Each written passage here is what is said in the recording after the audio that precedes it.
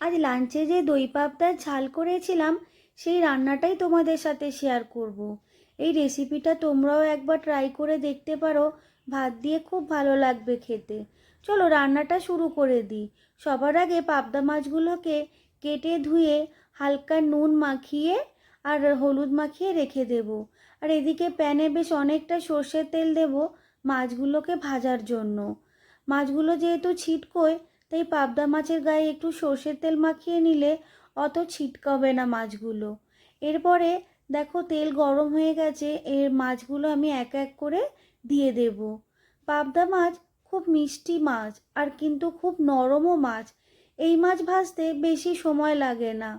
এপিট ওপিট করলেই মাছগুলো কিন্তু সুন্দর একটা সোনালি রং ধরে নেয় আর খুব সুন্দরভাবে ভাজা হয়ে যায়।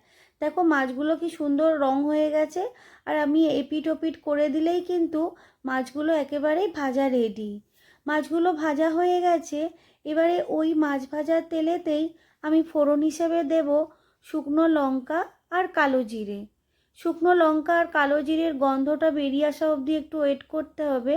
গন্ধটা বেরিয়ে এলেই আমি এরই মাঝে টক দই, কর্নফ্লাওয়ার আর চিনি দিয়ে একটা পেস্ট বানিয়ে রেখেছিলাম, সেই পেস্টটা এর মধ্যে দিয়ে দেব।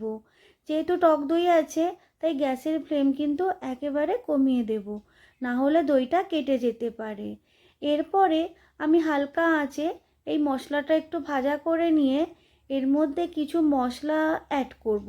সেই মশলাগুলো হলো নুন, কাশ্মীরি লঙ্কা গুঁড়ো, হলুদ গুঁড়ো আর পরিমাণ মতো থাকছে জিরে গুঁড়ো আর ধনে গুঁড়ো। এই মশলাটা দিয়ে হালকা একেবারে অল্প একটু জল দিয়ে আর উপর থেকে কিছু কাঁচা লঙ্কা চিড়ে দিয়ে এবার মশলাটা হালকা আঁচে বেশ কিছুক্ষণ কষা কষা করতে হবে। আর হ্যাঁ, লঙ্কাগুলো কিন্তু অবশ্যই চিড়ে দেবে, তাহলে কিন্তু রান্নাটা আরও সুন্দর একটা গন্ধ বেরোবে। এরপরে আগে থেকে ভেজে রাখা পাবদা মাছগুলো এক এক করে এই গ্রেভির মধ্যে দিয়ে দিলাম। ব্যাস, আমার রান্নাটা প্রায় শেষের দিকে। এবার এই মশলাটা মাছগুলোতে যাতে লেগে যায়, এই মশলাটা ভালোভাবে মাছের সাথে মিশিয়ে নিচ্ছি। মিশিয়ে নিয়ে দেখো ভালো সব মাছগুলো ভালোভাবে মিশে গেছে মশলা, আর তেলও কি সুন্দর বেরিয়ে এসেছে, আর কালারটাও দেখো অনেকটা সুন্দর হয়ে গেছে। আর এবারে একটু হালকা একটু চাপা দিয়ে মাছগুলো 2-3 মিনিটের জন্য চাপা দিয়ে দেব। ব্যাস, আমার দই পাবদা রেডি। হ্যাঁ, এর ওপর থেকে কিন্তু একটু ধনেপাতাও ছড়িয়ে দেওয়া যায়।